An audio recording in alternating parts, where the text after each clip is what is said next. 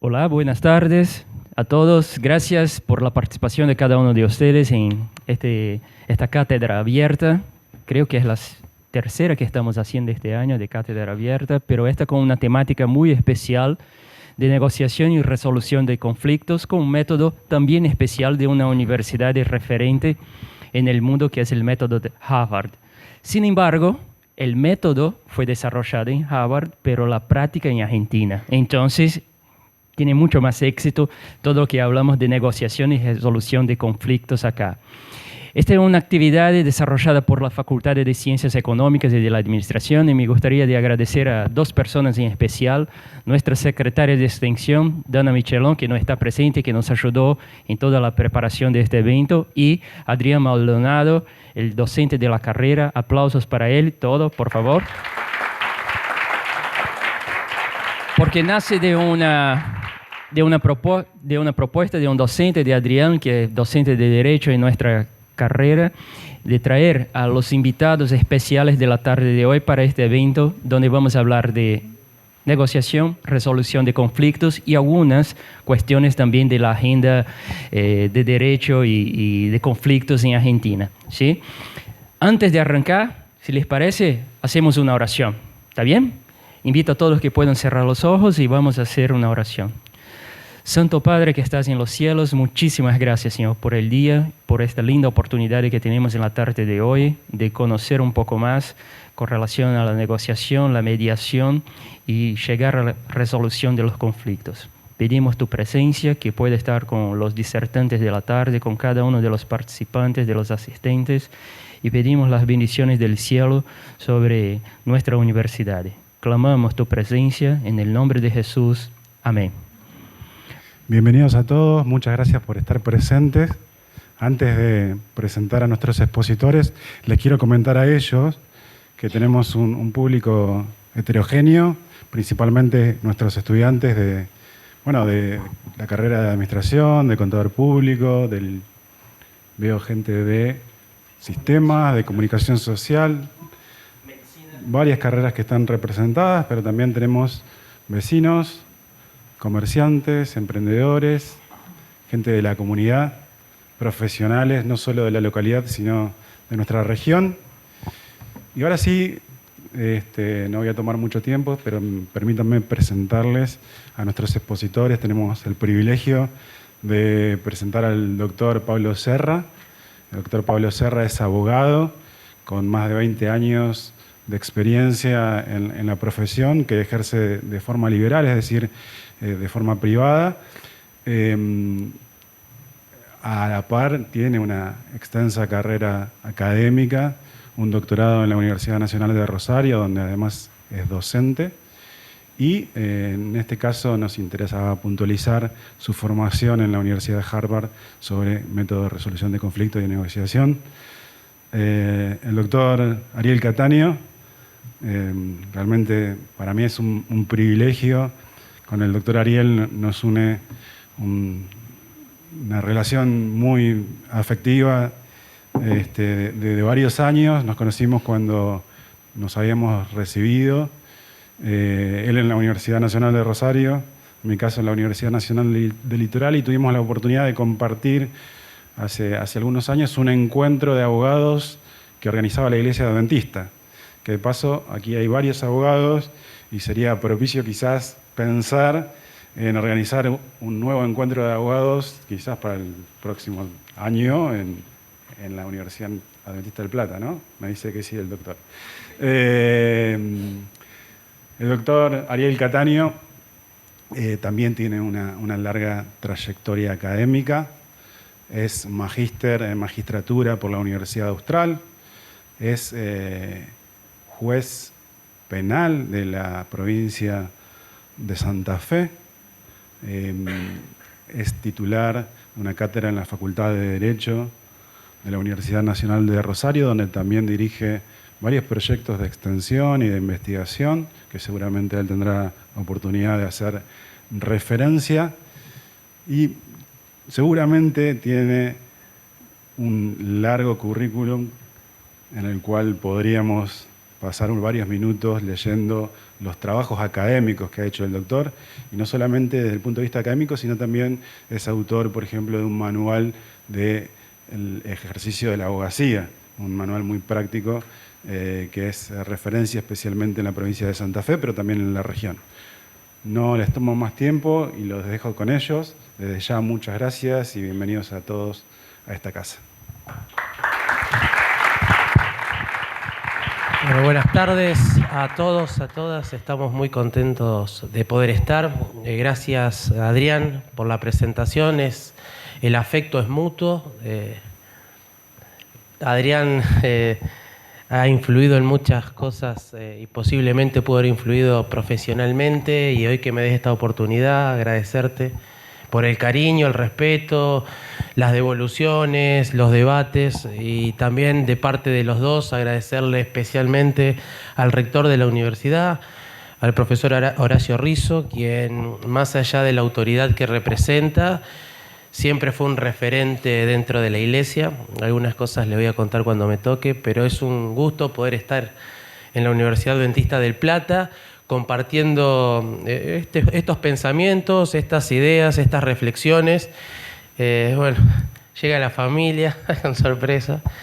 Estoy muy contento de poder estar acá. Hemos pensado con el doctor Serra, con el profesor Serra, con Pablo, y lo hemos dividido en dos partes. Él va a hacer una introducción, posiblemente con una cuestión muy sustancial e interesante, que es esta idea de metodología de Harvard. Y en una segunda instancia vamos a poder debatirlo en una cuestión más práctica, posiblemente dura, sensible y compleja, como es el derecho penal, como un caso límite en el cual poder desarrollar los problemas. Y hemos ideado para que puedan tener un espacio de preguntas que al final de esta conversación el profesor Adrián Maldonado va a estar dirigiendo. Así que muchas gracias por estar con nosotros. Pablo. Bueno, primero yo me voy a levantar porque él es juez y yo soy abogado. En la presentación ya se dan cuenta enseguida quién es quién. Para los que son abogados saben que los enemigos nuestros se visten así y nosotros nos vestimos así. Perdón que te dé la espalda, pero... Bueno, primero gracias nuevamente. Generalmente no hago autorreferencia, tengo la obligación de hacerlo, porque para mí es muy emotivo estar acá. Mi padre estudió acá, mi hermana estudió acá. Yo fui el único rebelde de la familia que no estudié acá. Y es una alegría inmensa. Así que agradecerle a la universidad, a las autoridades de la universidad de darnos esta posibilidad de venir a explayarnos.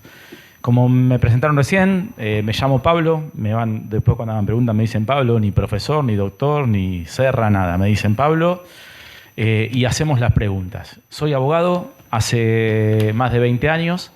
Hace casi más de 20 años que de muy chico fui abogado de la Unión Obrera Metalúrgica, es uno de los gremios más importantes en Argentina, lo cual les puedo asegurar que me significó mucho más enseñanza que lo que aprendí en Harvard, pero de acá hasta la China y de vuelta, lo cual no implica que acentúe mi conocimiento con lo que aprendí en Harvard. Pasa que ahora voy a explicar, se me hizo muy difícil explicarle en Harvard los problemas que tenemos los argentinos, porque más allá de que ellos hayan resuelto los problemas limítrofes entre palestinos e israelíes, que hayan resuelto el apartheid, ellos no tienen los gremios, no tienen las empresas, no tienen el PTS, el Partido Obrero, etcétera, etcétera, etcétera, que complican la resolución de los conflictos. Así que creo que después de mi estudio por allá van a analizar otro caso más, que es el caso argentino seguramente. Pero bueno, vamos a arrancar. Como les decía recién, hace más de 20 años que me dedico a esto. ¿Y por qué terminé? Ustedes dicen, pero ¿qué hace un flaco que es abogado de gremios? Se imaginan mi ideología ahí, encima, en Harvard. Bueno, justamente porque yo quería ir a profundizar la situación de resolver los conflictos. Que lejos de lo que la gente piensa y que a veces hay posturas antagónicas, están mucho más cerca de lo que el prejuicio te lo imagina. Y lo dice alguien que inclusive se especializó en eso. Hoy mi especialidad es conflicto colectivo, es una especialidad dentro del derecho muy chiquita, y que solamente tienen la posibilidad de hacerlos aquellos que o tienen muchas empresas como abogados o tienen gremios industriales con gran cantidad de conflictividad, por decirlo de alguna manera. Tuve la suerte de ser una de esas personas. Estudié negociación, mediación, conciliación acá en Argentina y fui a profundizar ese conocimiento con, a mi criterio, el mejor método, no infalible, lo aclaro, porque ustedes después de acá van a decir, che, pero con esto resuelvo todo. No, claramente no. Pero sí, por lo menos, darle un pantallazo. Pero bueno, antes de arrancar, quiero decirle una palabra que le voy a decir al final de lo que voy a hablar, que es la palabra empatía. Recuérdenla. Porque no hay manera, ni con el método de Harvard, sin el método de Harvard, sin el método argentino o el método de Japón, de resolver cualquier tipo de conflicto o de entrar a una negociación y ser exitosa en la misma si no se tiene empatía. Esto no lo digo yo, ya lo decía Marco Aurelio, tanto para la comunidad como para los terceros. Marco Aurelio decía, lo que no es bueno para la colmena no es bueno para la abeja. Estamos hablando del año 100, ¿no? Entonces, eso, grábense esa palabra y la vamos a volver a tomar al final. Bueno, como están bastante acartonados, yo les aviso, yo doy clases en la Facultad de Ciencias Políticas de la UNR, en Rosario. Ustedes se imaginan que Rosario no es nada envidioso para ustedes, pero no tiene en este momento esta paz que ustedes están teniendo. Nosotros cuando estamos dando clases esquivamos las balas que vienen de un lado o del otro. Entonces acá es como el paraíso. Y ese paraíso hace que ustedes los veo bastante acartonados en este momento. Como aparte el tema, fundamentalmente el método de Harvard, se basa en los métodos de caso, vamos a arrancar con un caso práctico. Y voy a necesitar a 3 participantes que quieran colaborar. Vamos, 3 personas, no sean tan tímidos. Vamos. ¿Otro más? Y me queda uno más. Venga por acá. Vengan por separado. Vení. ¿Cómo es tu nombre? Sí. Camila. Le voy a decir un secreto. Después lo digo, pero no se preocupen. Vos vas a ser la dueña de una vaca que vos la tenés a la venta 50 pesos, pero podés sacar lo que vos quieras. Okay. 1 millón de pesos, lo que vos quieras. Okay. ¿Estamos de acuerdo? Okay. ¿Listo, Camila? Anda por ahí si querés.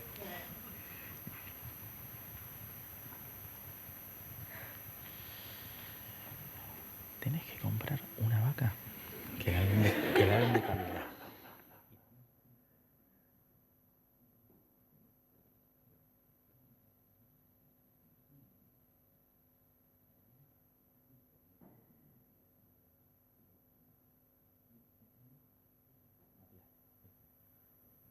El tercero, ya estamos. Usted es dueña de una curtiembre y necesita sí o sí comprar la vaca.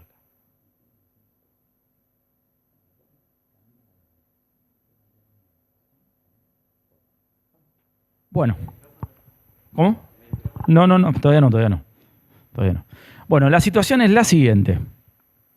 Ustedes son el pueblo. Ahora van a saber por qué son el pueblo. Camila es dueña de una vaca. Matías va a intentar comprar la vaca y Sabrina va a intentar comprar la vaca.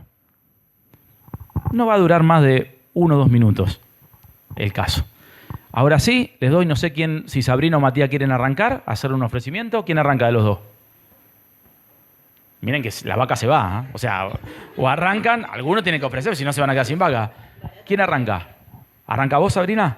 Bueno, ofrecele comprar la vaca. Tengo 200 pesos para comprarte la vaca. ¿Me la vendés?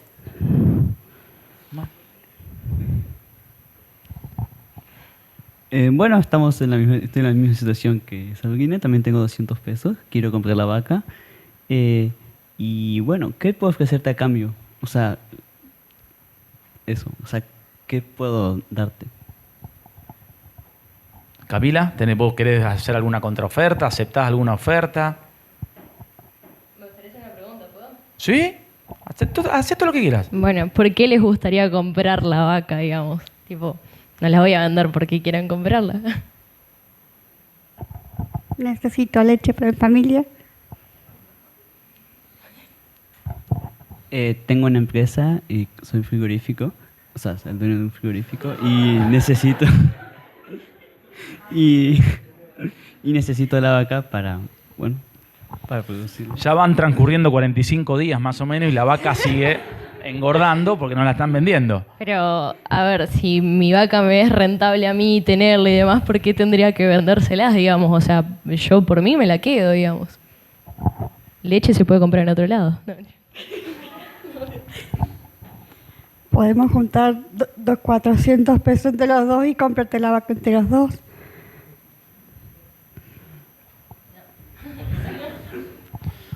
Bueno, estamos. Se terminó el caso y la vaca no se vendió. Vuelvan, muchas gracias. Un aplauso para lo. Ustedes fíjense algo, lo que pasó acá es lo que pasa habitualmente en los casos de negociación. ¿Qué comunicación hubo entre los dos compradores? Ninguna. ¿Dónde está Matías? ¿Yo te dije que no podías hablar con la otra persona? No. Sabrina, ¿yo le dije a usted que no podría hablar con la otra persona? No. Y ahora vamos a la otra pregunta, porque ahora sí vamos a descubrir el caso. Matías lo dijo, Sabrina no. ¿Vos, Matías, qué tenías? 200 pesos. ¿Y dueño de qué eras? De un frigorífico. ¿Y Sabrina, vos que eras dueña de? ¿Te acordás? Una curtiembre. Vos necesitabas el cuero y él necesitaba la carne. La vaca en realidad se podía haber vendido por 50 pesos, que era lo que sabíamos que salía la vaca. Pero al no haber comunicación entre las partes, el pueblo se quedó sin comida y sin abrigo, la parte no la vendió y ninguno de los compradores la compraron. Fundamentalmente la negociación, y generalmente las negociaciones, lejos de confrontar a las partes, son colaborativas. El tema es que no lo saben. El tema es que no lo saben. Nosotros nos sentamos cuando empezamos a negociar y creemos que la otra persona es mi adversario. Y muchas veces no es mi adversario. Muchas veces la otra persona quiere algo de mí y yo quiero algo de la otra persona. Eso no lo convierte en adversario y tranquilamente podemos terminar negociando. Ejemplo de mi trabajo. Cuando yo voy a discutir paritaria, la patronal quiere la mano de obra y mis clientes quieren que por esa mano de obra tengan una buena paga. ¿Hay contraposición en eso? En absoluto. Para eso, Harvard habla de 7 caminos o 7 elementos que nosotros irremediablemente tenemos que cursar para llevar adelante, mejor dicho, una negociación con éxito. El primero de los elementos es la alternativa. ¿Qué significa esto? En Harvard le hablan, esto lo pueden deletrear como MAAN, mejor alternativa a un acuerdo negociado. Significa que jamás se sienten a negociar si ustedes tienen una alternativa mejor a mi posicionamiento en la negociación. ¿Qué quiero decir en lo práctico? Si yo tengo 5 vacas y con eso me alcanza para trabajar toda mi vida porque me alcanza el cuero de acá hasta 20 años, ¿para qué voy a ir a discutir por una vaca más? ¿Qué voy a ganar con eso? Si regalar no me la van a regalar. Entonces, si la alternativa que previo a la negociación es mejor que la negociación misma, jamás nos sentemos a negociar. Pero no solamente eso, sino que al igual que lo que vamos a ver ahora con otro de los elementos, también ayudemos a la persona que se sienta a negociar con nosotros si no tiene una mejor alternativa. Porque después vamos a ver que una negociación de acuerdo a lo que llama Harvard la línea de Pareto en cuanto al equilibrio del resultado, tiene que ser satisfactoria para ambas partes. Entonces, si la otra persona también tiene una alternativa mejor para sentarse a negociar, tampoco tiene que sentarse a negociar. Ergo, el primer elemento que el método nos dice que tenemos que tener en cuenta es la alternativa. Explorar todas nuestras alternativas. ¿Cuál es el segundo elemento que a nosotros nos dicen que es fundamental, que tenemos que tener en cuenta cuando nos sentamos a negociar? Y que hay una confusión habitualmente en este punto. El interés. Generalmente la gente negocia sobre las posiciones que se sirven en la mesa y no explora que detrás de las posiciones hay intereses. Ejemplo de la vaca. Matías y Sabrina, te tengo negada, Sabrina. O sea, 3 veces, estoy con el Alzheimer. Matías y Sabrina, ¿necesitaban la vaca? No. Ella necesitaba el cuero y él necesitaba la carne. Y fueron a negociar sobre la posición, sobre lo que dijeron, no sobre el interés real. Porque el interés real era el cuero y la carne, no la vaca. Entonces, este es un error muy común. Para eso es fundamental la pregunta que se hacen en las negociaciones. Es fundamental el para qué. En preguntar para qué. Y de la misma manera que sucede con las alternativas, hay que ayudar a saber cuál es mi interés a la otra parte. Porque mientras mejor yo le demuestre mi interés, más voy a saber el interés de la otra parte. Siempre y cuando estemos hablando de que estemos en una negociación colaborativa, que para eso hay que convencerlo a la otra parte de que es una negociación colaborativa, de que no es una competencia, que no es de suma cero, que no tengo que ganar todo yo para que el otro pierda.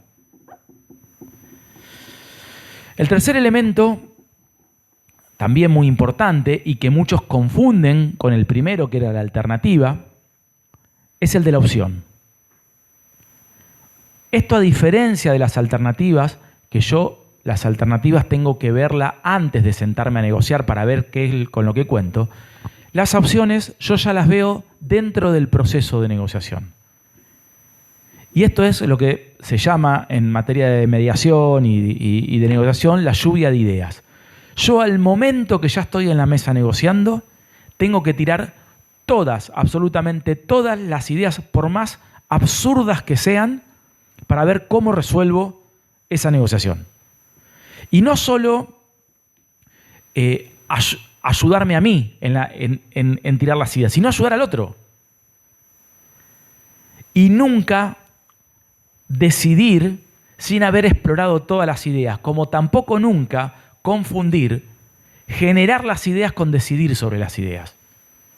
Porque eso es algo que también confunde mucho a la gente, y al confundir en generar ideas con decidir sobre las ideas, estamos desvirtuando un montón de ideas. ¿Qué digo con esto?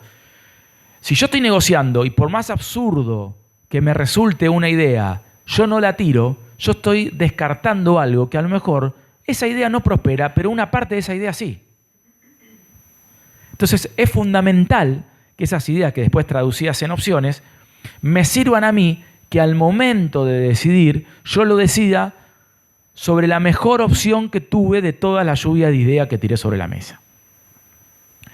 El cuarto elemento que nosotros tenemos que tener en el método de negociación de Harvard es la legitimidad. Esto es importante en cuanto a la estima, en 2 sentidos. Primero, lo que nosotros vamos a proponer, peticionar o requerir en una negociación tiene que tener cierto criterio de legitimidad. ¿Cuál es un ejemplo, un criterio de legitimidad? Si yo acá hay abogados, ¿no? Si yo cobré un juicio de 1 millón de pesos y quiero pedir mis honorarios, y sabemos que de acuerdo a cada provincia, entre el 10 y el 20% más o menos. Ahora, si yo voy a ir a pedir un 40% porque se me da la gana, probablemente mi criterio de legitimidad pierda esa objetividad. Asimismo, por más que yo diga, che, yo quiero el 40% de mis honorarios, porque se me da la gana, la contraparte es muy importante cómo lo revierte.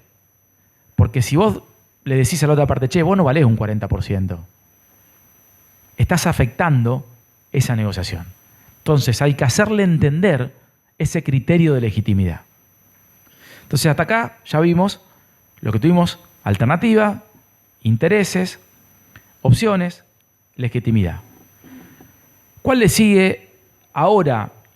Y que a mí es algo que me gusta y bastante en lo que significa, es la comunicación.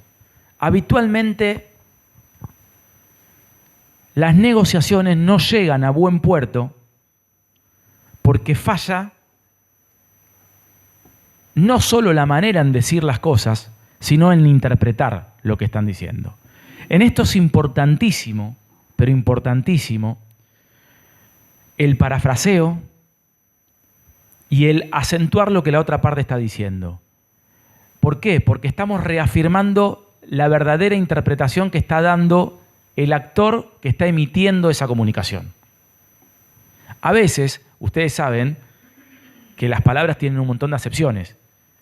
Tranquilamente y sin mala fe, yo puedo estar diciendo algo y Matías entender completamente lo contrario, y no tiene mala fe él y no tengo mala fe yo. Es simplemente una cuestión de acepción. Entonces, en ese caso, lo que hay que hacer es parafrasear sobre esa situación y acentuar el tema de la comunicación, que entiendan perfectamente lo que quiero decir. El otro punto que también es importante, ya vamos al sexto,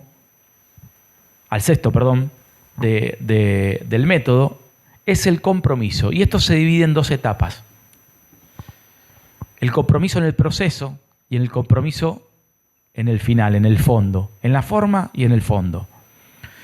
Es muy importante que en una negociación ustedes vayan llevando adelante acuerdos parciales. Por ejemplo, el lugar de encuentro donde ustedes van a celebrar el inicio de la negociación es un compromiso. Aunque a ustedes les parezca mentira, hasta en ese lugar de encuentro generalmente hay una posición dominante. Pero es importante acordarlo. La segunda reunión también es un compromiso, porque es acentuar que en principio tengo la voluntad de seguir estando en la mesa para poder seguir negociando. Hay algo muy fundamental en esto, que yo lo planteaba cuando estuve en Harvard, y esto lo digo concretamente. Ustedes saben que en la mecánica de los conflictos colectivos, muchas veces, aunque les parezca mentira, ustedes tienen una empresa que es la patronal, tienen un gremio que representa a los trabajadores, pero a veces hay terceras personas que no pertenecen ni a la empresa ni al gremio. A veces hay activistas. Ustedes dicen, ¿pero qué hace activista en un conflicto colectivo laboral si no tiene nada que ver? Aparecen. Y su único objetivo es el conflicto por el conflicto mismo. Entonces, en ese escenario es muy difícil llegar a una negociación, porque estamos hablando de gente que no quiere asumir ningún compromiso, porque mientras más dure el conflicto, más satisface su pretensión. Entonces, por eso lo importante del punto del compromiso, asumir los compromisos. ¿Por qué? Porque si nosotros asumimos los compromisos parciales, seguramente el acuerdo al cual habremos llegado va a ser cumplido por las partes. El último punto del método de negociación de Harvard, y para mí es el más importante y es el que hace a una negociación exitosa, es la relación. No hay negociación exitosa si las partes no construyen una relación entre ellas. No existe. Lo cual no implica que no haya existido un acuerdo. ¿Me explico la diferencia? Yo puedo tener un acuerdo, pero puedo no tener una negociación exitosa. Si yo la vaca la pagaba 500 pesos, teniendo 200 nada más y me endeudaba en 300 sabiendo que no lo iba a pagar o sabiendo que no sabía de dónde iba a sacar la plata, yo me quedaba con la vaca, pero no me quedaba contento. Y si yo no me quedo contento, no fortalezco la relación. Y si yo no fortalezco la relación, seguramente será la última negociación que yo tenga con esa parte. Y las negociaciones exitosas son las que perduran en el tiempo entre las relaciones. En ese sentido, es muy importante la primera palabra que dije al principio, que es la empatía. Para fortalecer una relación exitosa entre las partes, fundamentalmente hay que posicionarse en la otra persona para saber lo que siente la otra persona. Es lo más difícil de todo. No tiene que ver solamente con cuestiones de negociación.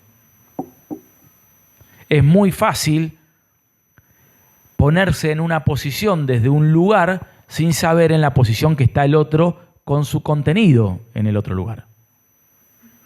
Entonces, en esto Harvard habla de ser duro con el problema, pero suave con las personas, para poder llevar adelante una negociación próspera. Si nosotros trasladamos y ejecutamos estos 7 pasos que repasamos, alternativa, intereses, compromisos, opciones, comunicación, legitimidad y relación, y lo trasladamos al primer ejemplo, que fue el ejemplo de la vaca, vemos que Sabrina, ahora me acordé, y Matías no hicieron nada de lo que decía el método de Harvard. No se sientan mal, nadie lo hace, ¿eh? Yo no lo hice tampoco, ¿eh? Está claro. Y habitualmente la gente no lo hace. ¿Pero por qué no lo hacen? Porque, reitero, porque nosotros cuando nos sentamos en una negociación, vemos a nuestro par como un adversario. No lo vemos como una negociación colaborativa. Y no entendemos la primera frase que dije, lo que es bueno para la colmena es bueno para la abeja. En una negociación no es el él contra el él, sino es el yo más yo. Muchas gracias.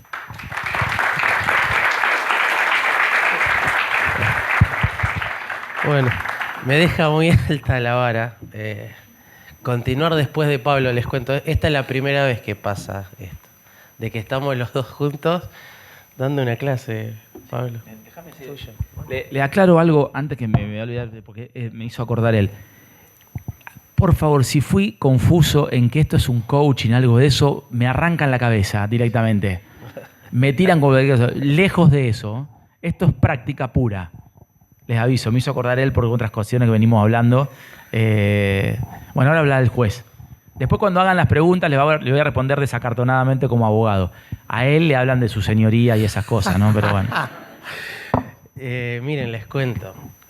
Pablo, un poco más grande que yo, posiblemente fue la causa por la que yo estudié Derecho. Me acuerdo, yo soy de Capitán Bermúdez, y cuando Pablo iba a predicar a Capitán Bermúdez, lo miraba a Pablo y estaba estudiando Derecho y yo decía, qué lindo llegar a tener esa magia, ese magnetismo que transmite. Y bueno, poder estar haciendo esto con vos, Pablo, me pone muy contento. Gracias. Y pensar que me rechazaste un montón de demandas después, pero... Gracias. No aprendió nada. Miren, yo les cuento, yo soy de Capitán Bermúdez, tengo a mi hermano viviendo acá, recién vino mi cuñada, soy de la iglesia, fui conquistador, bueno, ahora una vez conquistador, siempre se es conquistador. Y bueno, la vida y las elecciones y confiando en Dios, poder tratar este tema y este problema que a veces nos preocupa, porque normalmente el abogado, la abogada está muy vinculado con esta cuestión del conflicto. O sea, más o menos dicho así, nosotros los abogados vivimos del conflicto. Técnicamente no queremos dar, Pablo fue muy claro, yo no voy a tratar de salirme de esa línea de de un lenguaje no tan técnico jurídico, porque la palabra conflicto ya para nosotros es algo de nuestra experticia, es de lo que normalmente nos relacionamos y posiblemente de lo que él estuvo hablando, que tiene que ver desde un primer momento de abordaje. Yo voy a tratar de ir al otro punto, que ya es cuando en este caso las dos partes no se pueden poner de acuerdo entre un tercero. En este caso, la última posibilidad que tenemos, garantizada por la norma, por la Constitución, es que hay un tercero que no nos conoce, que no está vinculado con nosotros y que no depende absolutamente de nada, va a resolver este problema que se trae. Anoté varias cosas de las que dijo Pablo que quiero meditar un poquito en eso y le traje algunos ejemplos, pero dentro del rol que me toca, en el cual estoy muy contento siendo juez penal. Yo soy juez penal en la ciudad de San Lorenzo. San Lorenzo pertenece al cordón industrial, pero también participo de juicios de Cañada de Gómez, de Villa Constitución y de Casilda, que es toda la periferia de Rosario, y que también sufrimos todo lo que normalmente se ve. Más allá de que algunos datos para tirarle, la mayoría de los juicios que me toca presidir y de resolver tienen que ver casi en un 80% de los casos por la temática es el abuso sexual. Hoy a la mañana tuve un robo agravado y demás, pero bueno, esta es la temática y queremos llegar a este último punto, porque ¿cómo podemos pensar en un método de negociación y de resolución de conflictos en lo que normalmente el derecho trata como es la última ratio, o sea, la cárcel? ¿Qué pasa con esta situación de la cárcel? Algunas palabras que me pareció interesantísimo que dijo Pablo. Lo primero que tiene que ver con adversario. Es un gran tema, porque normalmente el problema, o sea, tenemos problemas. Naturalmente tenemos problemas. El ser humano tiene problemas. Aún posiblemente con la idea de que decimos, la persona con quien no vamos a tener problema, que es nuestro novio, nuestra novia, nuestra mujer, nuestro marido, nuestro compañero, la primera semana muy lindo, la segunda y la tercera semana ya empieza no tan lindo. Empiezan los conflictos con las personas posiblemente más cercanas que tenemos. O sea, hay problemas, es natural, y se lo voy a demostrar, hasta legalmente está pensado esto. Y esta cuestión del conflicto, que cuando uno le toca vivirlo, pasa esta situación, y que en el juicio, cuando ya salimos de dos y que no vemos, normalmente en el juicio se ve al otro como un adversario. Mejor dicho, como un enemigo. Difícilmente le digamos a nuestro abogado, mirá, me quiero, qué bueno, que me hizo juicio, qué contento que estoy. Casi siempre uno cuando tiene un problema jurídico, un juicio lo suelo relacionar con un problema de la muela, que te duele acá la muela y te duele en todo el cuerpo, y es acá el dolor. Los problemas judiciales, o sea, cuando ya el conflicto se judicializó, muchas veces trastocan toda nuestra vida. Es por eso que en esta cuestión que Pablo planteaba, ya cuando no podemos admitir este sistema, probablemente pasemos a un campo, a un escenario de adversarios, dos personas enemigas. Al otro lo quiero destruir. O sea, no solo ganar, destruirlo. Y si no se levanta, mejor todavía. Lo cual determina una fuerte carga de que ¿por qué me está haciendo juicio o le voy a hacer juicio a la persona? El segundo elemento que me pareció interesantísimo que dijo Pablo tiene que ver con la satisfacción para ambas partes. Yo como juez nunca voy a tener la satisfacción de ambas partes. Normalmente condenás y queda conforme la víctima, o absolvés y no queda conforme la víctima. Sin hablar del ámbito penal, hay un actor y un demandado. Tiene razón el actor, el demandado no va a estar conforme. Entonces es muy difícil llegar a este lugar teniendo este pensamiento de satisfacción para ambas partes. Y sí también es interesante poder pensar en las alternativas, como planteaba Pablo, que está determinado por el interés. En este caso, que vamos a hablar de la forma de resolución de los problemas, o resolvemos los problemas o vamos a juicio, las alternativas. En el ámbito penal, vamos a un juicio, un tercero va a resolver, que es el juez, o como va lo que se viene, que es el tema de los juicios por jurado, pares similares a mí van a resolver si soy culpable o no soy culpable. Esto es importante porque te quería decirlo al principio, en una charla que ya venimos teniendo con Pablo, en distintas estadísticas que se han dado, por ejemplo, una que saqué de la Universidad de San Andrés de Buenos Aires, saca que la visión más negativa que tienen las instituciones, personajes, sujetos, actores sociales, tiene que ver con la justicia. La justicia posiblemente sea la institución o de los poderes que más visión negativa tienen. Y esto es un tema a tener en cuenta particularmente en estas alternativas. Para poder cerrar esta primera parte, la cuestión de adversario está totalmente transversalizada por lo que dice Michel Foucault, que tiene que ver con las relaciones de poder. Y algo que voy a también destacar que habla acerca de las relaciones, normalmente en todas las relaciones hay una cuestión de poder. Todas las que estamos acá seguramente tuvimos la primera cuestión en esta situación de relación de poder que tiene que ver con los padres y los hijos. El padre o la madre nos dice tal cosa, muchas veces nos explica y muchas veces no explica, porque sí o porque no. El docente puede ser otra relación de poder, el jefe otra relación de poder. Y así lo podemos plantear en todas las situaciones de nuestra vida. ¿Qué pasa en la relación de pareja? ¿Qué pasa en la iglesia? ¿Qué pasa con mis compañeros? O sea, las relaciones de poderes posiblemente en poder ubicar el rol de cada uno determine también en esta cuestión de relación de conflicto. Miren, le encuentro una mini historia que me está pasando. Tengo un terrenito, me compré un gazebo, lo vi en promoción, dije, che, me gusta, lo puedo poner, sale barato.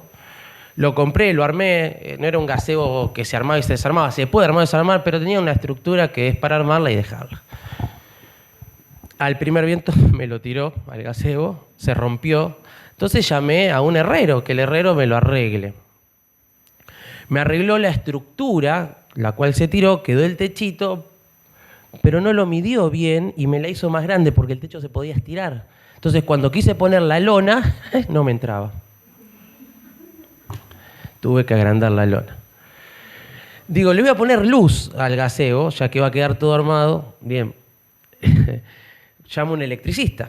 El electricista le pone una luz hermosa, con un foco grande para que alumbre el lugar. La cosa que era pesado. ¿Qué hizo? Tiró el techo. Tengo ahora que reforzar el techo. Creo que esta mini idea tiene que ver también, en base a esto, para llegar a pasar en la segunda momento, que es el juicio en sí mismo, y que me gustó mucho por el auditorio, cómo está conformado en esta idea de que tenemos distintas carreras, porque, por ejemplo, un autor de Derecho, exministro de la Corte, él refería que los problemas y los conflictos pueden ser analizados de un montón de visiones. A mí me toca ver la visión legal, pero el conflicto puede ser analizado por un psicólogo, por un psiquiatra, por un comunicador social, por un médico. El ser humano complejo con su conflicto natural y cómo lo resuelve. Nosotros acá estamos viendo que no es algo íntimo, sino que necesariamente lo voy a exteriorizar particularmente con el otro. Esto ya viene me da para contar un montón de cosas. Esto ya viene desde Robinson Crusoe. ¿Escucharon la historia de qué pasó? Este marino que se queda solo en la isla, ¿qué hacía? Él estaba solo y mientras estaba solo comía solo, hacía su casa solo, tomaba sol solo, pescaba para él solo, hasta que apareció el indiecito viernes y ya la comida era para dos, el techo era para dos, el fuego era para dos, y de vivir pasamos a convivir, o sea, vivir con el otro, y ese vivir con el otro determina estas cosas. Y que el principio que podemos decir, ¿qué pasa cuando no podemos aprovechar esta negociación por un problema de comunicación y inevitablemente tenemos que pasar al juicio donde encima tiene una mala visión? ¿Se entiende la importancia de empezar a aplicar una metodología, por ejemplo, de los 7 pasos? Creo que en este punto de la transversalidad y un gran concepto médico tiene que ver porque muchas veces equivocamos el foco de análisis y nosotros avanzamos una vez generado el conflicto. Y me parece que lo primero que tenemos que empezar a darnos cuenta, como la historia que decía, cómo el profesional no se dio cuenta al momento de hacerme el gazebo, que si lo estiraba me iba a tener problema con el techo. Y el otro, muy linda la luz, pero el peso me lo iba a tirar. Es importante, creo que lo primero, empezar a trabajar con cuestiones preventivas. y empezar a darnos cuenta y a ver dónde puede venir el problema. O sea, anticiparnos a que dónde puede venir el problema y empezar a tomar medidas preventivas, como normalmente la medicina lo tiene. La medicina fuertemente trabaja sobre la prevención. Esto tiene que ver muchísimo en las empresas, tiene que ver en las familias, tiene que ver con políticas de Estado. Entonces, en las universidades siempre uno trata de pensar preventivamente para evitar el conflicto y es necesario trabajarlo fuertemente. Y un segundo momento tiene que ver con esta cuestión de qué métodos utilizamos para resolver los problemas. ¿Son métodos de hace 50, 60 años, un poder judicial de hace 60, 70 años, o queremos una persona que no sé quién es, no sé que no le conozco la cara, no sé qué me va a decir, no sé quién me va a decir esto, no confío y me va a resolver mi problema? El primer consejo entonces es el abordaje preventivo que evita conflictos. Y esta prevención va de la mano de medidas adecuadas. Estas medidas adecuadas que va con la modernización del abordaje de los problemas. Pablo trajo la negociación. Hay diferentes formas de resolverlo el problema. La mediación, y dijo varias situaciones. Tenemos posibilidades de arbitraje. Un concepto súper nuevo es la colaboración. ¿Cómo vemos? Y mencionaba Pablo al otro. Porque recién cuando fallan estas posibilidades de resolver los problemas entre las partes, o sea, entre los que tienen el problema, nosotros dos no podemos ya resolver nuestro problema, ahí recién vamos al tercero. Por eso hay dos partes para pensarlo. Una antes del tribunal, con todo lo que nos está diciendo Pablo, una metodología moderna, y un post-tribunal. Les cuento, legislativamente hay un montón de casuísticas. La ley piensa ya en cómo se van resolviendo los distintos problemas. La ley piensa cómo se resuelven los problemas de familia, dice cómo se resuelven los problemas laborales, cómo se resuelven los problemas administrativos, cómo se resuelven los problemas, bueno, lo que Pablo en su expertise es más práctica, muchas veces siempre lo charlamos, más allá de la norma que pueda decir, es necesario estar ahí para entenderlo, por lo dinámico del problema. La ley dice cómo se resolvería lo penal, los conflictos vecinales, los conflictos familiares. En una parte del Código Civil, y miren, termino el último punto que dijo Pablo, que es la palabra relación. Cuando define las obligaciones, dice que las obligaciones son las relaciones jurídicas. Relaciones jurídicas. A mí me gusta mucho eso. ¿Por qué? Porque relación, ¿saben qué? Es diferente a vínculo. ¿Por qué se imaginan que es diferente relación a vínculo? Sí. No. Pero no está mal, está bastante encaminado. ¿Por qué?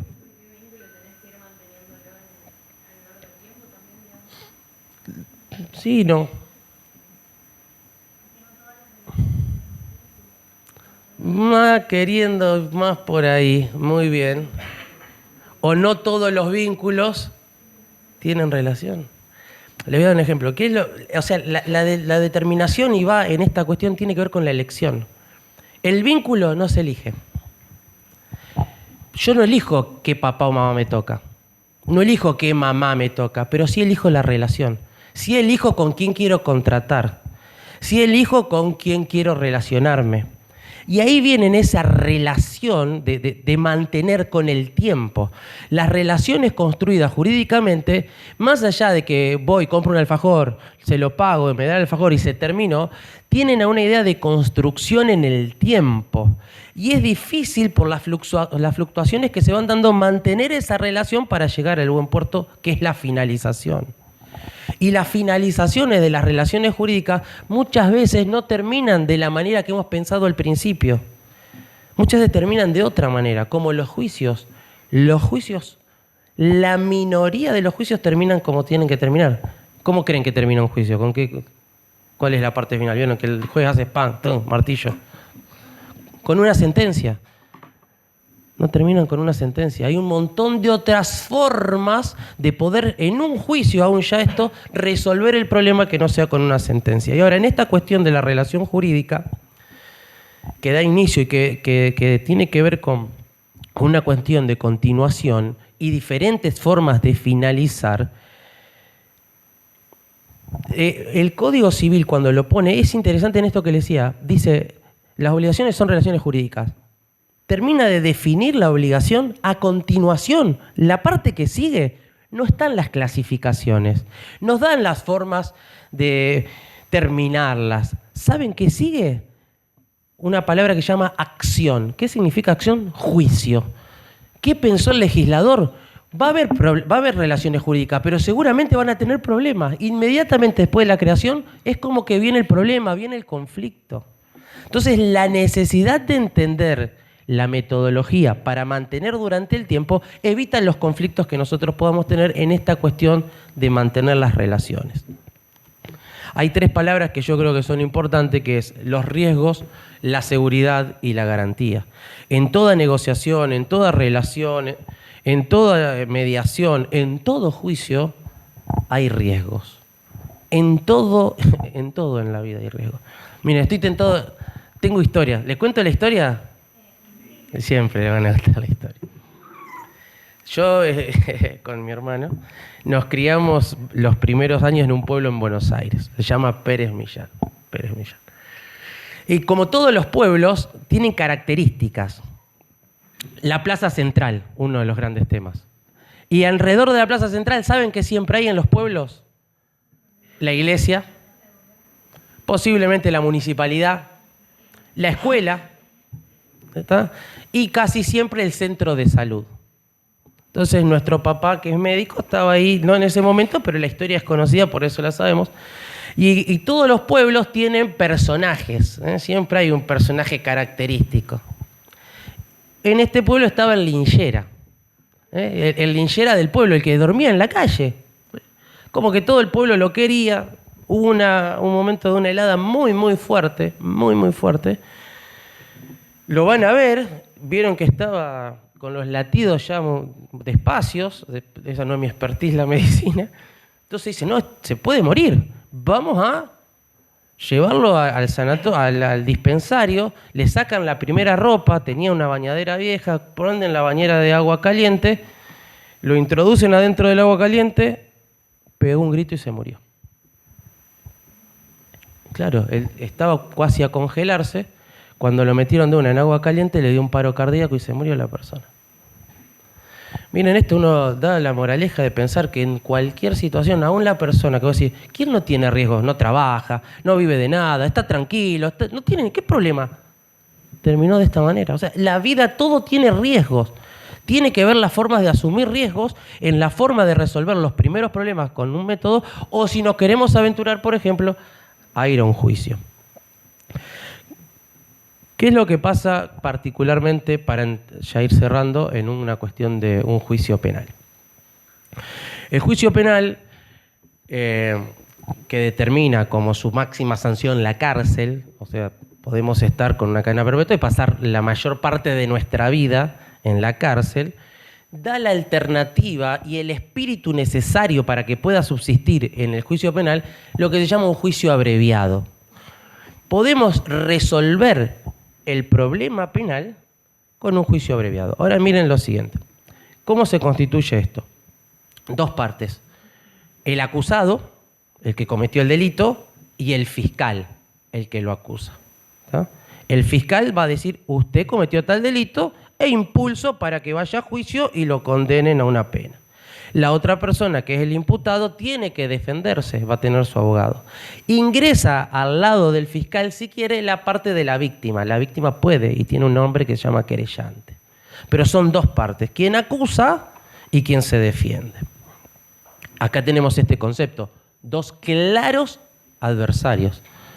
Muy difícilmente quieran colaborar. O sea, alguien que tiene que representar al Estado y alguien que se defiende con las garantías constitucionales y con su abogado defensor.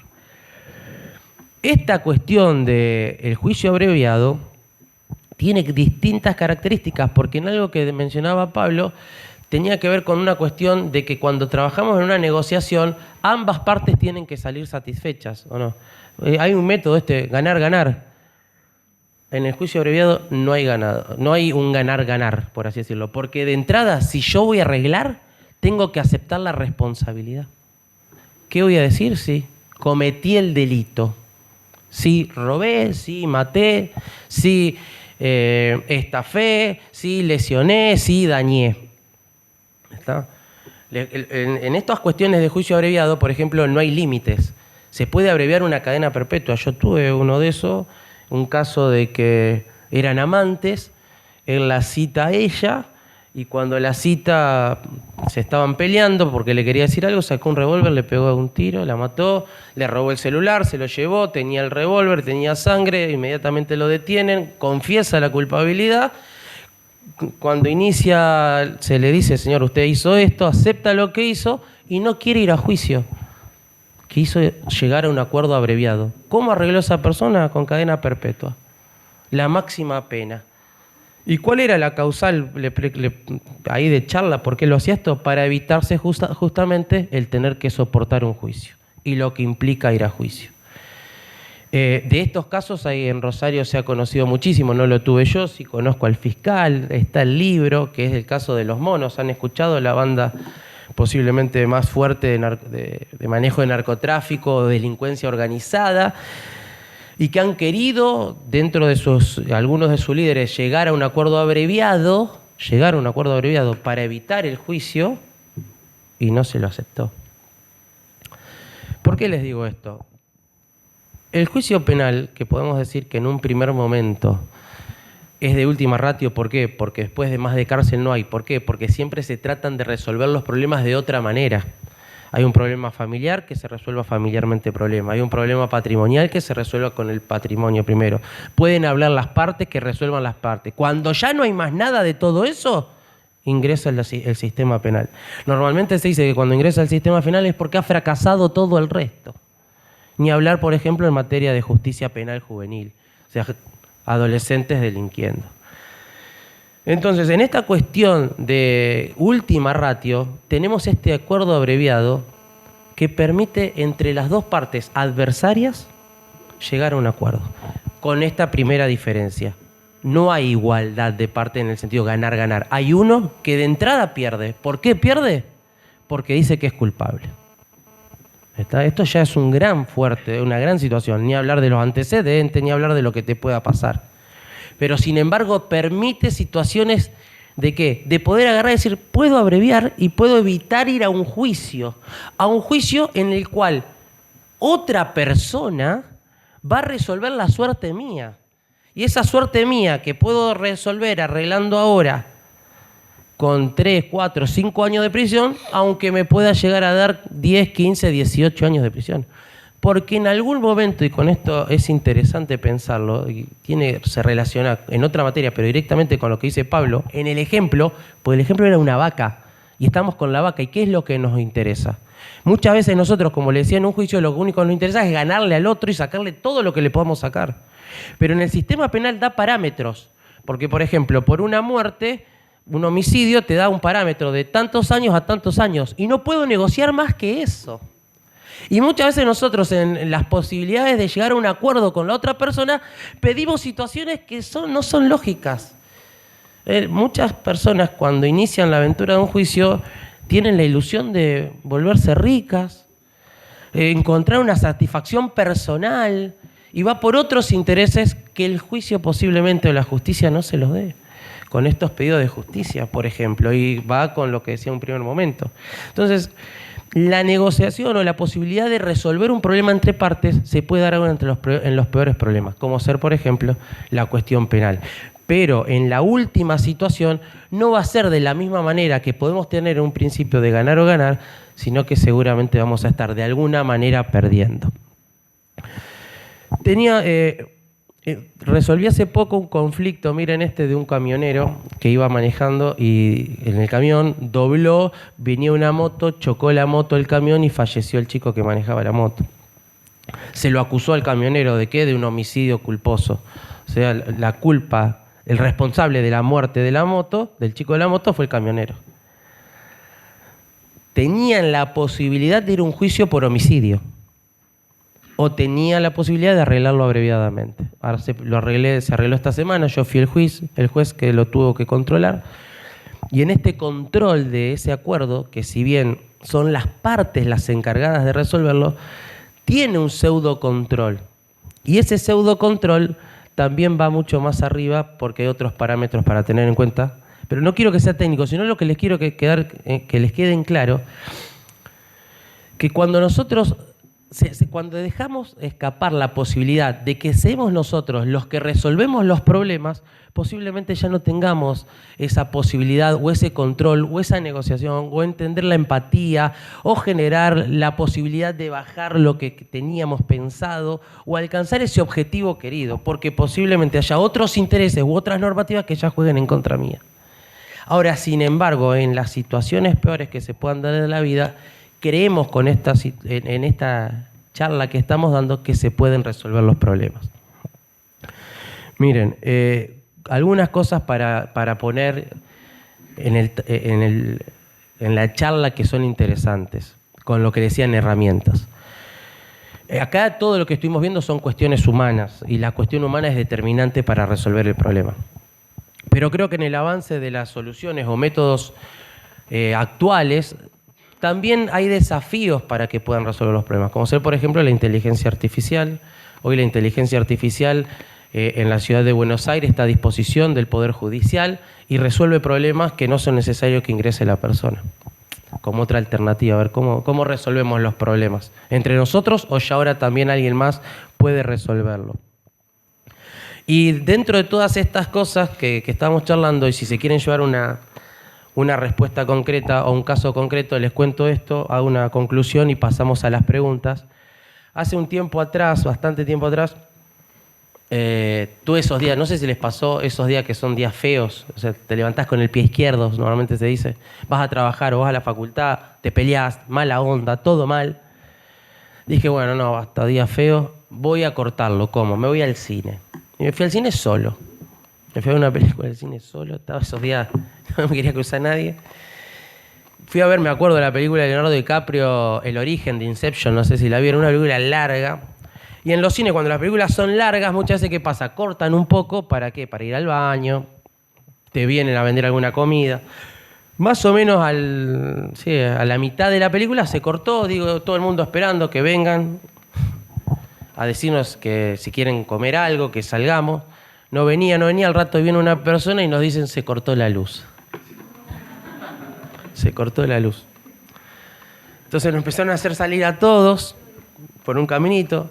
La persona que estaba ahí, nos hacen poner una cola y a cada uno nos daba una entrada, un ticket, como eso, no sé si fueron a jugar a las maquinitas que salen ticket para después cambiar el premio, como de cartón. Este era más grandote, gris, y decía, vale una película, cualquier película.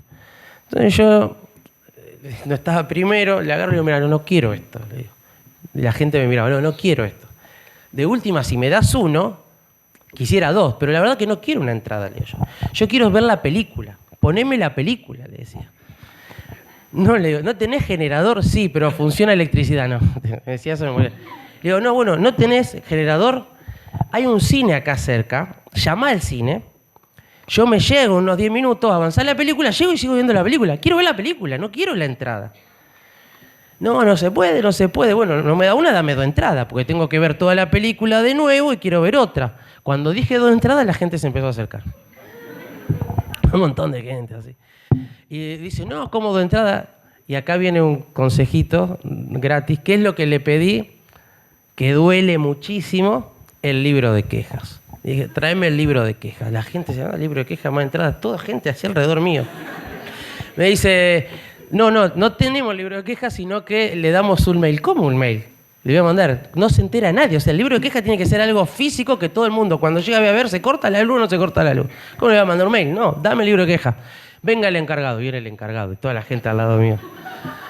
Le digo, mirá, no quiero una entrada, quiero más de una entrada. No, dame el libro de quejas. No hay. Bueno, la gente me echó mal, una cara de malo. Me retiré, no le acepté la entrada y yo me fui caminando atención al cliente del lugar donde era el cine, que era un shopping. Entonces voy a atención al cliente, le pregunto, mirá, me pasó esto, le hice un descargo. Más o menos a los 15 días me llaman por teléfono y dicen, señor Cataño, sí, le digo, miren, lo llamamos de acá. Oh, usted hizo un reclamo. ¿Qué reclamo era? Sí, porque se había cortado. Bueno, le llamo para decirle que tiene 20 entradas a su disposición. Así, si quiere, bueno, muchas gracias, voy a buscarla. Cuando voy a buscarla, voy a donde dice el reclamo. Me dice, no, tenés que ir al cine. Digo, esto ya, ¿qué va a pasar?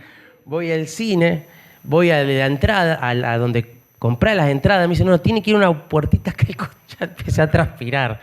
Tiene que ir a una puertita acá al costado. Cuando voy a la puertita del costado, golpeo, abre la puerta, quien era el encargado. Cuando me ve el encargado, ¿vieron esa expresión que nosotros la conocemos, que es mudar la cara? Se le mudó la cara porque era yo el que le había hecho. Yo me tenía la entrada, le saqué la entrada y dije muchas gracias y me fui. Como moraleja de esto, creo que es importante saber resolver los problemas. Por ejemplo, el operador del cine no pudo interpretar todo esto que decía Pablo y claramente salió perjudicado.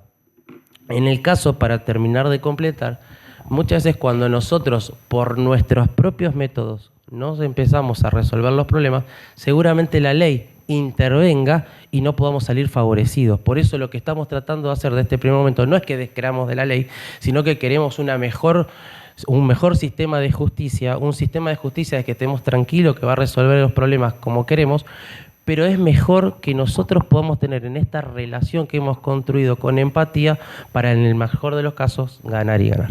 Así que bueno, muchas gracias por escucharme.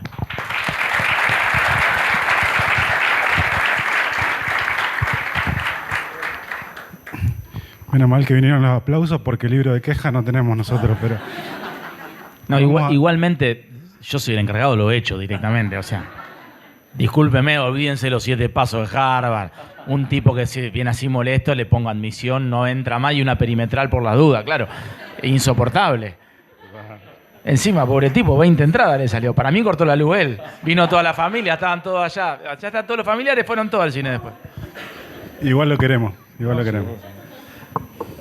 Vamos a tener un tiempo para algunas preguntas. Vayan pensándolas. La mecánica va a ser que levantamos las manos. Y vamos a tratar de aplicar también algunas cosas que aprendimos que sean preguntas, ¿sí? No opiniones, no desarrollo, sino preguntas, asertividad, así damos espacio a otros. Quiero transmitirle el saludo de nuestro rector, el magíster Horacio Rizzo. Él hubiera querido estar aquí, nos deja saludos a todos y especialmente a nuestros invitados. Preguntas. Por aquí. Ya participó usted, ya participó. Después, si hay tiempo, le voy a dar el lugar. ¿Alguien más? Por aquí, mientras tanto, me hacen señas.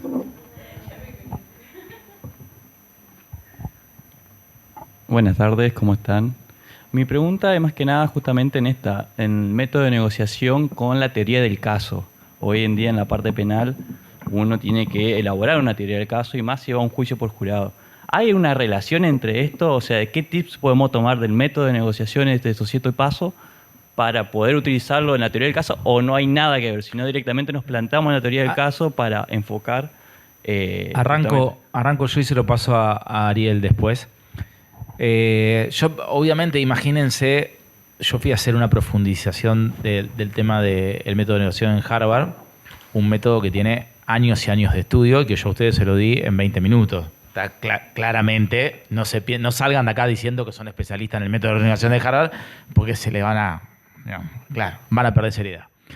Pero, a ver, lo digo humildemente, a mí me dio clase Bruce Patton. Bruce Patton es el fundador, junto a Fisher, es como si a los abogados le haya dado clase Vélez Arfield, digamos, más o menos.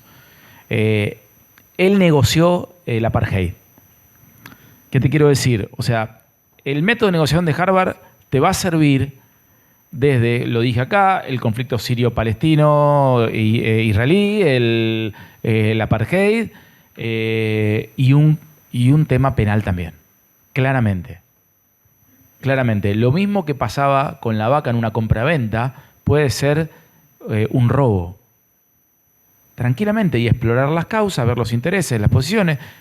Hay una figura fundamental que ahí donde Ariel va a participar, que vos en un tema penal tenés el Estado de por medio también, que es una tercer parte, por decirlo de alguna manera, que en una negociación de face to face no la tenés. ¿Me explico? Pero tranquilamente se aplica. Bueno, sí, es súper profunda porque el método del caso y cuando vas a enfrentar un juicio penal, un proceso penal, tenés que hacer la palabra que más se utiliza en esto es prognosis. ¿Qué significa la prognosis? ¿Qué es lo que puede llegar a pasar? Vos ya tenés el conflicto, ya sabés que vas a tener una acusación y sabés que tenés la chance de ir a un juicio con una escala penal de tanto a tantos años, un juicio en el cual podés pasar una prisión preventiva, o sea, ya de entrada empezar a quedar detenido, con un Estado, que bien dice Pablo, con una fuerza que muchas veces la otra parte no la tiene, más allá de los derechos. Todas esas cuestiones de entrada son de análisis de caso para decir, ¿cuánto puedo tener? ¿Cuánto no puedo tener? ¿Hay prueba? No hay prueba. Hay poca prueba en el caso de la poca prueba, pero esa poca prueba se valoriza de otra manera especial. Entonces son todo, o sea, que todas las situaciones que vos abordás no podés ir improvisadamente. Puede salir improvisado, pero si a vos te parece que salió improvisado es porque hubo una preparación. En el sistema penal, fundamentalmente en el juicio por jurado, los improvisados, lo que no tiene una teoría en el caso, quedan muy en evidente y posiblemente no tengan el resultado querido. En esta posibilidad del pensar el caso, siempre arranca, en el caso particular acá, de un representante con alguien que está asesorando, hay que entender a esa persona, porque acá ya estamos saliendo de la posibilidad, aunque la negociación o el 2x2 quizás no son las dos personas, pero evitan un tercero. Y con dos representantes se acercan para hablar. Pero yo como representante de esa persona tengo que explicarle, me tiene que decir cuáles son sus verdaderas intenciones, hasta dónde quiere llegar, y yo lo tengo que bajar y decirle, mirá, se puede llegar hasta acá, se puede llegar hasta acá, tenemos esta otra alternativa. Con todo lo que tenemos armado, que es circunstanciado para el caso concreto, vamos a ir por acá o podemos ir por acá, y que también la otra parte se involucra, que es la relación de poder. Cierro con esto. Muchas veces pasa en el derecho que todos estos métodos, más allá de que tenés un 1, 2, 3, es totalmente circunstanciado. Es para el caso concreto. Te viene una persona, se cortó el dedo, y viene otra persona y se cortó el dedo y dice, sí, pero mi amigo se cortó el dedo y le dieron 200.000 pesos. Yo quiero 200.000 pesos. Y qué sé yo, si vos no tenés la mano hábil, es un experto jugador de pádel, además con ese dedo aprieta tal botón y vos no. Y por más que sea el mismo dedo. O sea, la teoría del caso te prepara con esta cuestión que va más idea de lo que había mencionado, preventivamente para poder saber a dónde vas a llegar. Necesariamente tenés que preparar tu caso para cualquier situación, para cualquier cosa que vayas a hablar. Mira, te voy a poner muy cortito, que no lo dije cuando di, que tiene que ver con eso, no es el tema penal, pero tiene que ver con conflicto colectivo. Lo que decía Ariel, de los casos de la flexibilidad, en lo que es derecho laboral, conflicto colectivo, en los conflictos que se da dentro de una empresa, entre trabajadores entre sí, entre trabajadores y la empresa, es muy amplio. Y los intereses son muy amplios. Yo te voy a decir dos cosas. Por ejemplo, un caso, nosotros resolvimos sostener una empresa que estaba tomada por los trabajadores durante 3 meses porque se había ido el dueño, se había fugado y dejó tirada la empresa. Y se terminó resolviendo con un acuerdo en el Ministerio de Trabajo firmado por los dos ministros de ese momento, el ministro de la provincia de Santa Fe y el ministro de ese momento de la Nación, con la nueva patronal y con el gremio interviniente, donde los trabajadores iban a trabajar 3 meses en negro. Pues sí, ¿qué están haciendo? Es insólito. Y sin embargo, era la resolución para el caso concreto. Y después dentro, y esto es lo más gracioso, esto es posta, yo no miento, a lo mejor puedo exagerar un poquito, pero no miento. Cuando ustedes tienen los conflictos, muchas veces los mismos conflictos derivan en los intereses, especialmente cuando hablé de los intereses, otro tipo de intereses. Y son a veces intereses que interfieren muchísimo. En una situación, estábamos en la audiencia, en el Ministerio de Trabajo, una empresa muy importante, no voy a decir porque a lo mejor alguno conoce el abogado y lo voy a mandar en cana, muy importante, voy a tener una pista de cosechadoras de Argentina. Había como 20 medios, porque era un conflicto muy renombrado en la provincia de Santa Fe, en el sur de la provincia de Santa Fe, más datos no me pidan, ahora van a ver por qué. Entonces estaban todos los medios, estábamos en una audiencia, casi al borde de agarrarnos a trompada, entre los abogados, con la empresa, los trabajadores, el gremio, los bombos, terrible. Y en un momento el abogado, con el cual casi yo me agarro a trompada, me llama y dice, me hace así. Estamos jugando al básquet, ¿viste? En el medio lo ves. Sí, vamos fuera, salimos fuera, queremos hablar, es muy común. Me dice, posta, no estoy exagerando en nada, me dice, ¿vos conocés a los periodistas? Sí, le digo, el abogado no era de Rosario, yo soy de Rosario. Sí, le digo, los conozco. ¿Tenés buena relación? Sí, le digo, tengo buena relación. ¿Le puede decir que corten la foto? ¿Cómo le digo que corten la foto? Esto es literal, en el medio de una audiencia había 380 trabajadores que estaban en juego su puesto de trabajo. ¿Cómo que corten la foto? Sí, porque te tengo que decir la verdad. Sí, digo, no te entiendo, la verdad, estamos discutiendo 380 puestos de trabajo y me estás pidiendo que los periodistas corten la foto. Miren, me estaba desnudando el interés real, no era la posición. Claramente, porque dije que el abogado no era de Rosario, venía de afuera. La abogada que está al lado mío no es abogada, me dice. Entonces, el tipo se había ido por completo de la negociación. Y yo tenía que resolver el problema ese de la negociación. Miren, por eso digo, parece absurdo, pero estas cuestiones en los conflictos colectivos suceden. Y era un interés dentro de otro interés que me impedía poder seguir adelante porque el abogado no podía seguir adelante en la negociación. Imagínense que cortó la negociación. Yo tuve que ir a hablar con los periodistas. Miren, por favor, la foto corran de acá para allá, pongan esa foto, la otra sáquenla porque el pobre flaco no puede negociar más. No se fue, desapareció por completo de la negociación. Pero ¿qué te quiero decir con esto? Esto es verdad, no exagero, son casos reales que me ha tocado, tengo para esto, puedo escribir un libro. Alguno lo voy a hacer después de los 70 años cuando sea inimputable.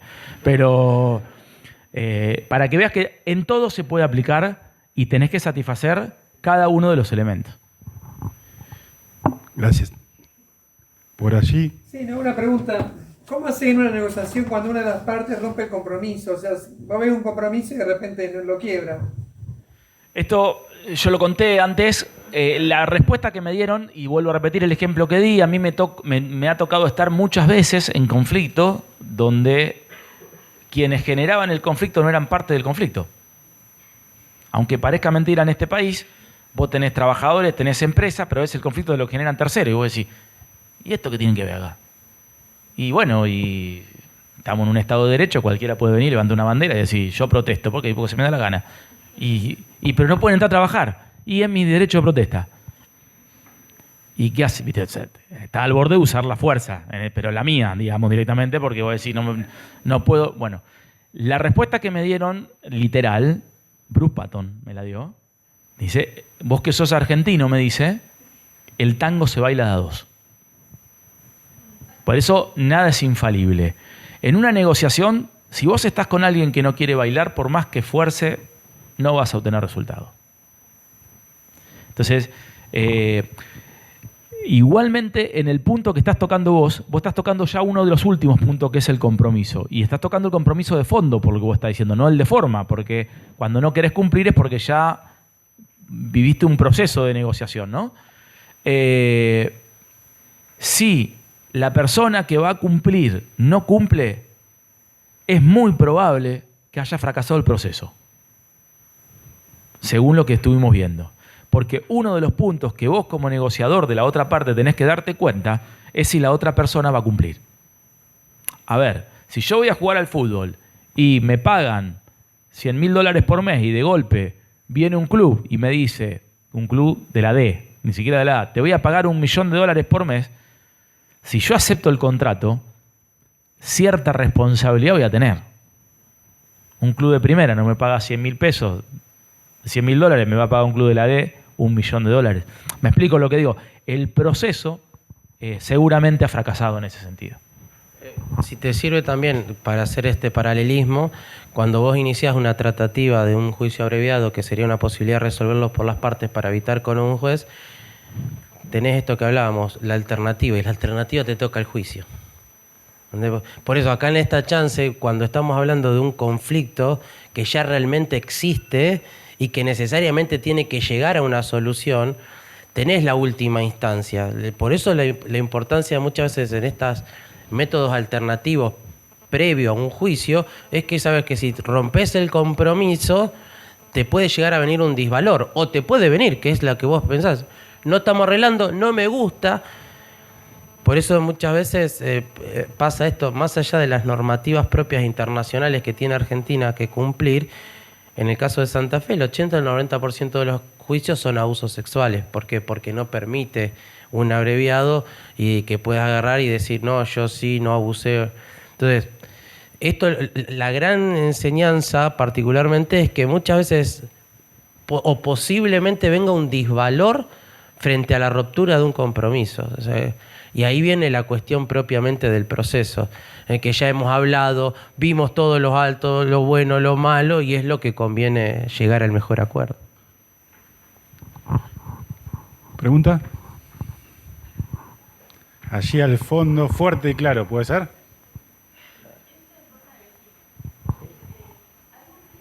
¿Qué le puedo? Tengo un problema con mi vecino. No, consulta. ¿Cómo puedo demandar?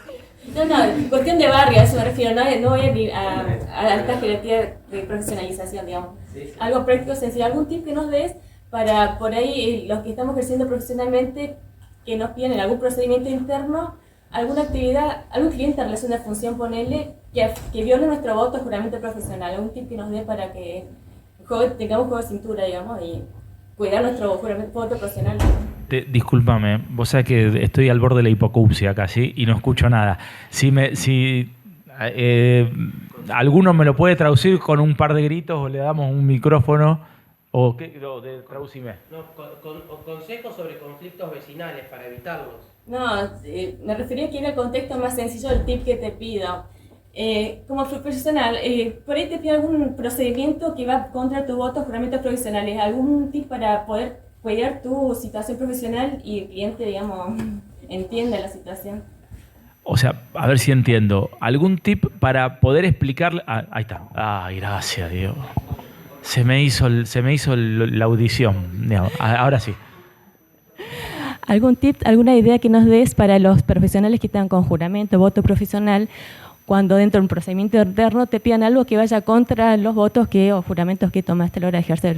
O sea, ¿vos decís algún tip cuando vienen y van en contra de la normativa vigente? ¿A eso te referís? ¿La ética?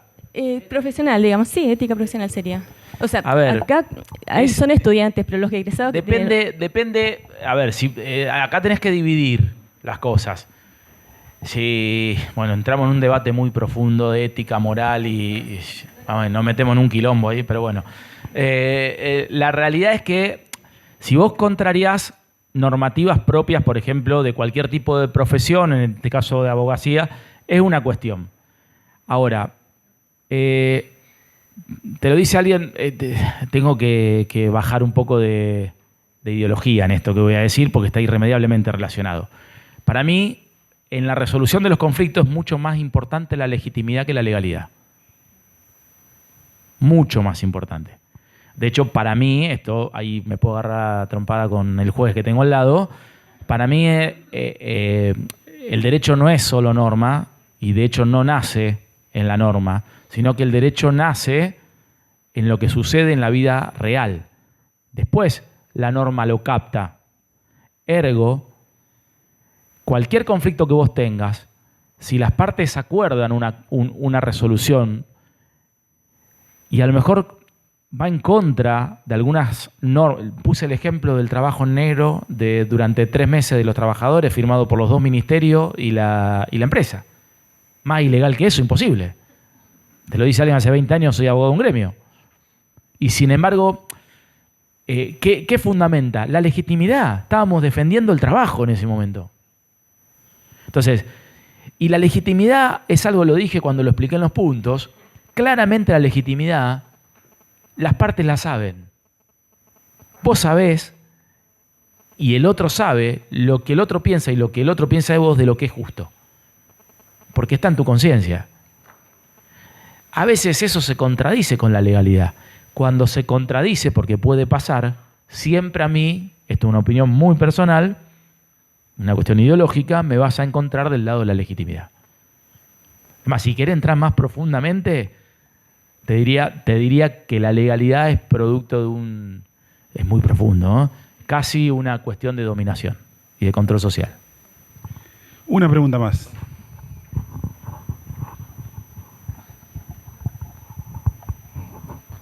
Hola, buenas tardes. Justamente no manejo su campo laboral, pero más que todo quiero su visión de la logística. En el caso de un estado de bloqueo o necedad o simple ignorancia por parte de sea su cliente o sea su, en este caso, digamos, el contrincante, por expresar de alguna forma, ¿qué mecanismos o mañas recomendaría a la hora de considerar cómo saber moderar o otorgar un cambio de la postura? Depende de qué lado estoy y de quién me pague más, pero bueno, no importa. A ver, es una pregunta muy linda y es algo que tiene que ver con lo que yo ejerzo prácticamente. Yo estoy vinculado, el 90% de mi profesión pasa por el Ministerio de Trabajo, no por los tribunales. En Argentina, para poner un campo normativo, vos tenés que un bloqueo, por ejemplo, a un establecimiento como método de conflicto y después de resolución, porque el bloqueo puede ser un método de resolución, aunque te parezca mentira. A veces hay un famoso dicho que para ir a la paz hay que hacer la guerra. A veces se usa eso para poder ir a un método de resolución. Tiene que ver con la legitimidad de quien lo llevan a cabo. Si yo estoy en una empresa donde hace 3 meses no me pagan el sueldo y estoy representado por un gremio con personería gremial, claramente el bloqueo es una medida legal y legítima. Claramente. Es mi manera de protesta. De hecho, hasta la propia ley te dice que el trabajador tiene derecho de retención, que significa yo retengo la tarea para no trabajar hasta que vos no me pagues. El problema es cuando el bloqueo lo hace gente que no trabaja. Ahí entramos en otra, y que es muy normal en este país. Muy normal. Y son conflictos que realmente, miren, yo voy a contar 2 casos. En Rosario hay una empresa llamada Liliana, seguramente la conocerán, la que hace ventiladores, etc. Y hay otra empresa que se llama Electrolux, que también está en Rosario. En los 2 conflictos participé yo. Una es argentina, capitales de Rosario, otra sueca y brasilera. Las 2 estuvieron al borde del cierre por 2 bloqueos de gente que no eran los trabajadores ni el gremio. Y vos decís, ¿cómo puede pasar eso? ¿Y quién lo resuelve? Porque vos decís, ¿cómo resolvemos esta situación? Los trabajadores quieren entrar a trabajar y la empresa, aparte te genera otro problema, porque vos tenés un problema legal donde yo como trabajador le digo a la empresa, mira, el problema es tuyo. Mi fuerza de trabajo está a disposición. Si vos no podés resolver el problema de que no me dejan entrar, el problema es tuyo. Lo cual en parte es verdad. Pero también te tenés que solidarizar con la empresa porque no es un problema que lo está generando la empresa. ¿Me explico? Pero es un tema es un tema que yo planteé allá. Hay una pregunta. Hay 2 preguntas más, le vamos a pedir en brevedad, ¿sí? En la pregunta y en la respuesta, ¿sí? Con respecto a esto del acuerdo diferenciado son que muchas veces podemos llegar a un mal acuerdo. Tomando el ejemplo del tema de la fábrica y que se resolvió teniendo los empleados en negro durante ese tiempo, sería un buen acuerdo porque en esos 3 meses, si despedían a alguno de los empleados, de los trabajadores, no iba a tener ningún tipo de derecho indemnizatorio. Yo te cuento, está muy interesante la pregunta. En ese caso concreto, los trabajadores hacían 3 meses que no cobraban el sueldo y tenían la fábrica tomada porque el patrón había desaparecido. O sea, lo más probable era que estaban más afuera que adentro. Olvídate de indemnización, olvídate de nada. Era la nada misma. Cuando vuelve, a todo esto la empresa quebrada. El que es abogado sabe, no te queda ni la migaja para poder cobrar.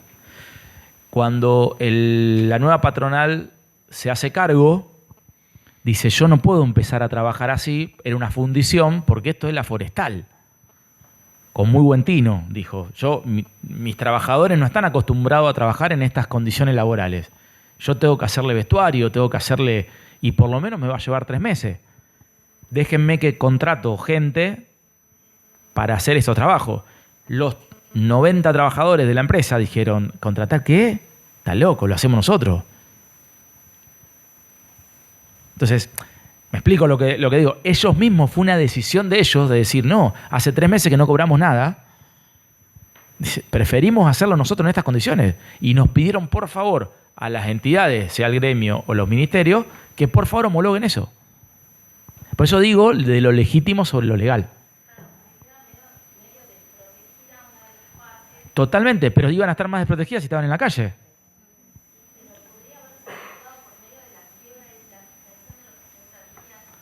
Claro, exactamente, pero ya estaban en quiebra. ¿Y cómo vivían? Gracias. ¿Me explico? Es complicado. Nos queda una última pregunta por aquí. ¿Sí? Pablo, vos me has dado pie para hacer una pregunta, ¿no? Yo tengo una especialización en Derecho también, 7 años de series en Netflix, mirando todas de Derecho internacional. Pero aprendí algo acá en Argentina y quiero hacer una proposición para resolver un conflicto, ¿no? Aprendí que acá en Argentina que el derecho civil fue creado por los ricos para robar a los pobres y que el derecho penal para mantener a los pobres lejos de los ricos. Tu opinión y después de la otra del juez de derecho penal, ¿no? Con relación a eso. Yo le propongo esta respuesta para una clase de filosofía del derecho. No, pero es muy interesante. Me encanta dar este pequeño debate en este lugar. Yo vengo de la universidad pública, donde, debo decir, yo se lo decía, hoy tuvimos una reunión, mi composición humana está, soy lo que soy por 3 factores. La iglesia adventista, yo no estoy con una participación activa dentro de la iglesia adventista hace varios años, pero no puedo dejar de conocer que en mi vida me forjó y en parte soy lo que soy gracias a la iglesia adventista. Mi familia, incluyendo a mis padres y a mi esposa y a mis hijas, que también hacen que sean lo que soy, y fundamentalmente la educación pública. Fundamentalmente, yo hice desde la educación pública, me dio la posibilidad de llegar a Harvard. Desde mi jardín hasta mi doctorado lo hice en la educación pública. Esos debates se dan habitualmente. Yo festejo que lo que estás planteando sea en un lugar no público y lo festejo de todo corazón. Porque es muy difícil a veces, doy clases, de hecho estamos armando la maestría en relaciones laborales en la UCA, en Rosario, y en otros establecimientos privados, y es muy difícil dar estos debates. Hay que darlos. Sí, ideológicamente ratifico cada una de tus palabras. Cada una de tus palabras. La única excepción a todo esto que vos estás planteando, que no lo nombraste, es el derecho laboral. Porque el derecho laboral, que de hecho es lo que, discúlpenme la expresión, pero algunos brutos no entienden, y digo la palabra bruto en términos real de la palabra, es que no es equidistante de las partes. El derecho laboral viene a equilibrar una distancia y una inequidad que se da en un determinado lugar. Después hay abusos también, está claro, está clarísimo esa situación. Pero el derecho en sí, el concepto del derecho laboral es justamente no ser neutral para tratar de impartir un poco de neutralidad. Después sí, comparto con vos.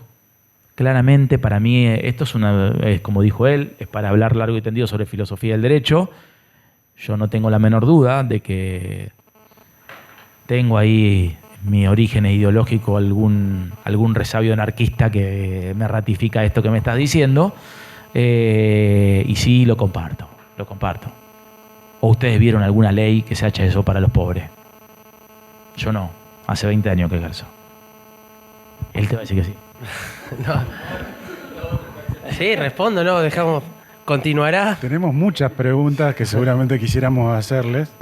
Si querés agregar algo. No, yo quería sumar a lo que vos decías. Compartimos una maestría en Derecho Procesal. Te desvío un poquito la discusión más allá del fondo de la situación, que es la ley, la letra de la ley que explica la situación. Lo determinante que estamos hablando ahora es el ejercicio, y en ese ejercicio sí te puedo reconocer que un problema a resolver, y que sí se ha debatido también mucho, tiene que ver con la igualdad de las partes. Yo dije algo de las relaciones de poder, y que probablemente en esto que decía Pablo, en la cuestión laboral, y hay uno más fuerte que el otro. En la cuestión penal hay uno posiblemente más fuerte que el otro. En la relación civil, particularmente en la cuestión de consumo, hay uno más fuerte que el otro.